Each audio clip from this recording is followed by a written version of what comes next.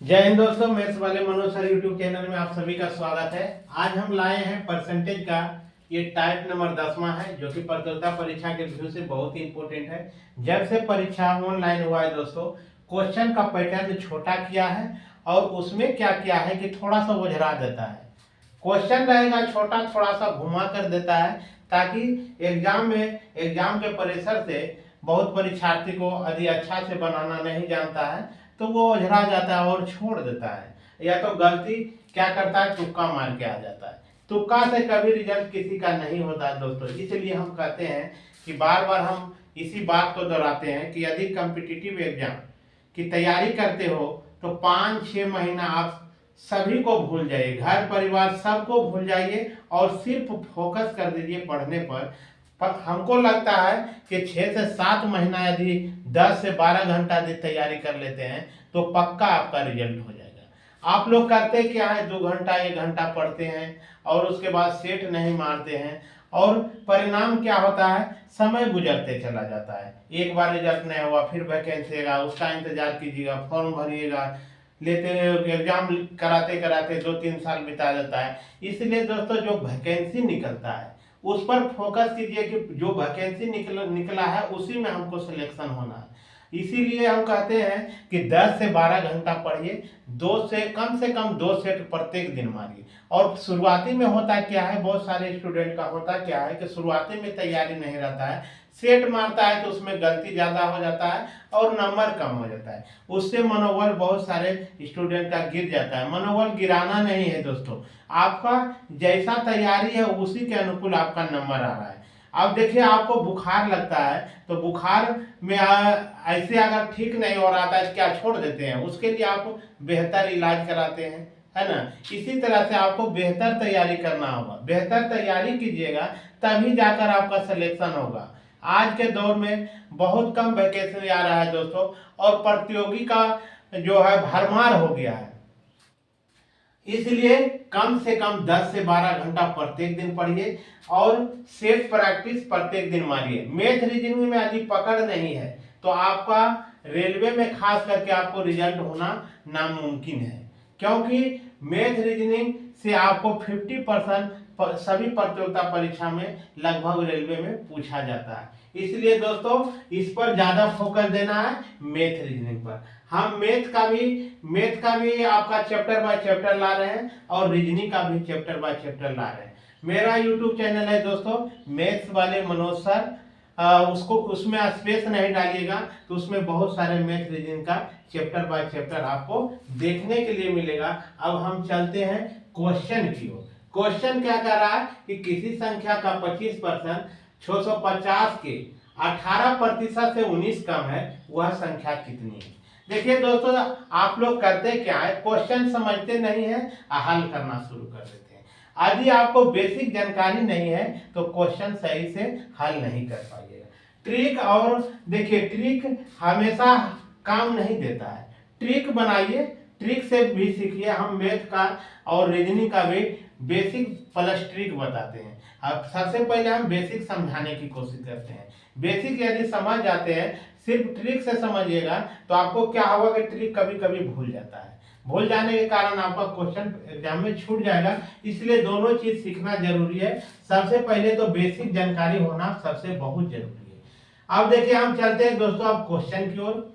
बहुत सारे हमने आपको बातें रखे हैं, यदि अच्छा लगेगा तो कमेंट्स कीजिएगा, नहीं तो बहुत सारे स्टूडेंट को बुरा लगता है। अच्छा बात देखिए हमेशा कड़वा होता है, सच्चाई बात कड़वा होता है, लेकिन सच में खर्च नहीं होना चाहिए दोस्तों। इसलिए कहते हैं कि अब हम क्वेश्चन की ओर चल रहे हैं। अधिक कॉम्पिटिटिव में सिलेक्शन होना है तो आपको तो मेहनत करना ही पड़ेगा। कह रहा है किसी संख्या का 25% 650 के 18% से 19 कम है। अब देखिए यहाँ क्या करना है, किसी संख्या का 25%। अब हम मान लेते हैं, माना कि संख्या को हम क्या मान लिए, x मान लिए संख्या को क्या हम x। ठीक है, आगे कह रहा है जो पैटर्न क्वेश्चन जो बोल रहा है उसके अनुकूल चलेंगे। 650 के 18%, यानी 650 का 18%, है ना। से 19 कम है, किसी संख्या का 25%, किसी संख्या को हम माने हैं, संख्या को x माने, इसका 25% के कितना 650 के 18% से कितना कम है, तो 19 कम है। अब देखिए इतना बना दीजिएगा, इस तरह से बैठा दीजिएगा तो आपको हल करना एकदम आसान हो जाएगा। अब क्या करेंगे, 650 का मतलब गुना 18%, प्रतिशत मतलब नीचे में आ जाएगा 100, बट्टा में क्या आ जाएगा 25x बट्टा 100 बराबर किसके 19 के। अब देखिए क्या करेंगे, काटना है तो काट दीजिए, कटने वाला है। अब देखिए इसको काटिएगा तो 1 शून्य कट गया।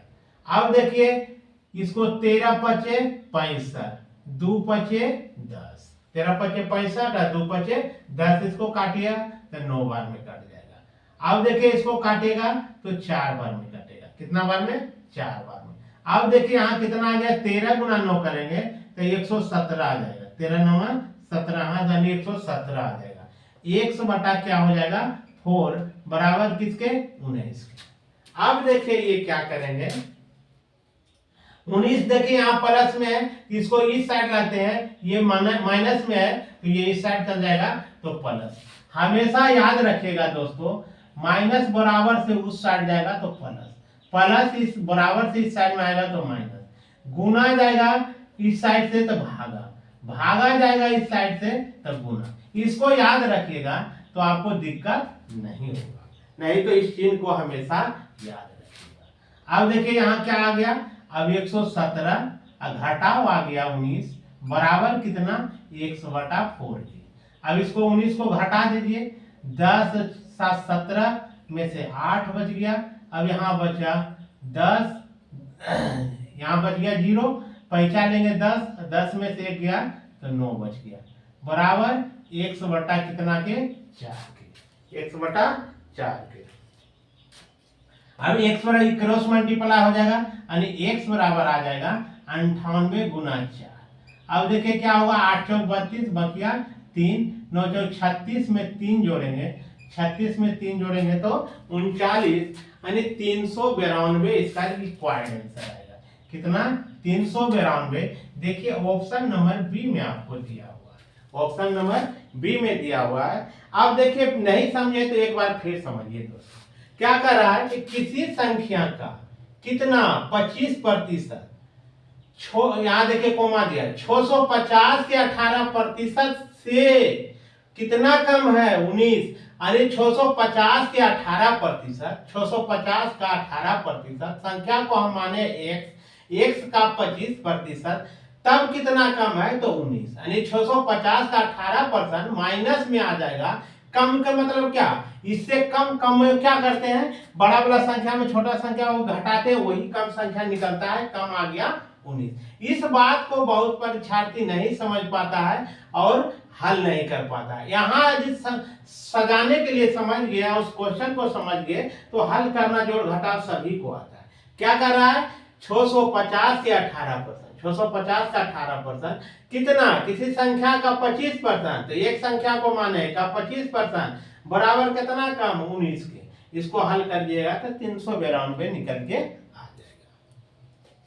अब देखिए एक क्वेश्चन ये भी है, अब इसमें ऑप्शन नहीं दिया हुआ, ऑप्शन में रख लीजिए, इसमें दे दीजिए 20%, बी में दे दीजिए 10%, सी में दे दीजिए 15% और डी में दे दीजिए 25%। 4 ऑप्शन बन गया।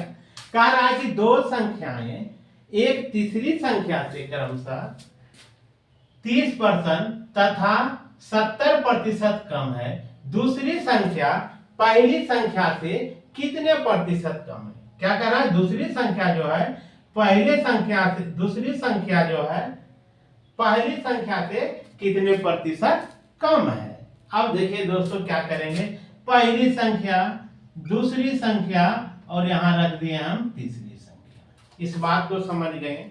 अब देखिए कह रहा है कि दो संख्या तीसरी संख्या, दो संख्याएं एक तीसरी संख्या से, आदि हम तीसरी संख्या दोस्तों 100 मान लिए। कितना मान लिए 100। अब की कह रहा है कि दो संख्या एक तीसरी संख्या से क्रमशः 30% तथा 37% कम है, तो दूसरी संख्या पहली संख्या से कितने प्रतिशत कम है। अब देखिए यहाँ दो संख्या है, अब देखिए इसको क्या करेंगे, 100 यदि हम इसको मानते हैं तो ये क्या आ जाएगा आपका, निकल के आ जाएगा